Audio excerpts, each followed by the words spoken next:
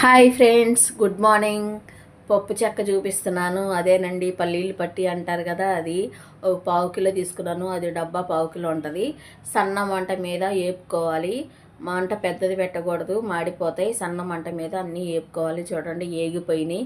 ఇవి ఒక ప్లేట్లో తీసుకొని చల్లారి పెట్టుకోండి. ఒక ప్లేట్లో తీసుకొని చల్లారి పెట్టుకున్నాక ఒక గిన్నె తీసుకోండి. ఆ గిన్నెతో ఇవన్నీ నలిపేసుకోండి. చేత్తో నలిపితే ఏంటంటే రెండు బద్దలు అది పప్పు రెండు బద్దలు అవ్వాలంటే ఇలా గిన్నెతో ఇలా నలిపేసుకుంటే రెండు పొట్టు ఊడిపోద్ది, రెండు బద్దలు అయ్యిద్ది. చూడండి, అన్నీ ఇలా చేసేసుకున్నాను. అవి చెరిగేసుకోండి. పొట్టు అంతా శుభ్రంగా చెరిగేసుకోండి పొట్టిపోయేదాకా. చూడండి, అయిపోయింది. ఇవి తీసి పక్కన పెట్టేసుకోండి. ఇది చూడండి, ఒక కళాయిలో నేను పావు కిలో బెల్లం వేసుకున్నాను. పావు కిలో బెల్లం పట్టిద్దండి. కొంచెం నీళ్ళు పోసుకోండి, ఎక్కువ అవసరం లేదు. కొంచెం ఈలోపు ప్లేట్కి కొంచెం నూనె చుక్కేసుకొని రాసుకోండి. ఆ పల్లి పట్టి వేయాలి కదా. చూడండి, పాకం వచ్చేలాగా తిప్పుకుంటూ ఉండాలి. దగ్గరే ఉండాలండి, ఎటు వెళ్ళకూడదు. పాకం వచ్చేదాకా ఒక ప్లేట్లో నీళ్ళు తీసుకొని దాంట్లో పాకం వచ్చిందా లేదని చెక్ చేస్తున్నాను. చూడండి, పాకం రాలేదు. మళ్ళీ అది తీసి దాంట్లో వేసి మళ్ళీ ఒక 2 నిమిషాలు పాకం వచ్చేదాకా వెయిట్ చేయాలి మనం. చూడండి, మళ్ళీ తిప్పేసుకోవాలి మొత్తం.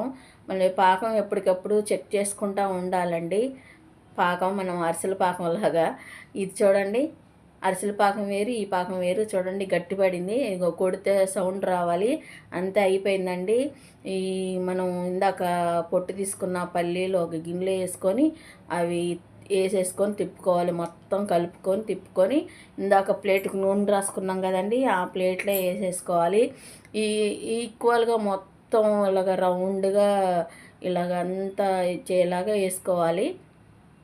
చూడండి, కొంచెం గోరచ్చగా ఉన్ననంగే ఇది కట్ చేసుకోవాలి చాకుతో. గట్టి పడిపోతే మనం కట్ చేయలేము. ఇలాగ కట్ చేసేసుకోండి. మనకి షేప్ రాకపోయినా టేస్ట్ బాగుంటే సరిపోద్ది. పిల్లలకి నడుం బలంగా ఉంటుంది. కొంచెం తింటే బ్లడ్ లేని వాళ్ళకి బ్లడ్ వస్తుంది, బ్లడ్ పడుతుంది. ఇలాంటివన్నీ న్యాచురల్గా తింటే. చూడండి, ఎంత చక్కగా ఎంత బాగా వచ్చిందో. చాకుతో నేను ఇలా అనేసాను. చాకుతో చూడండి ఎంత చక్కగా వచ్చినాయో.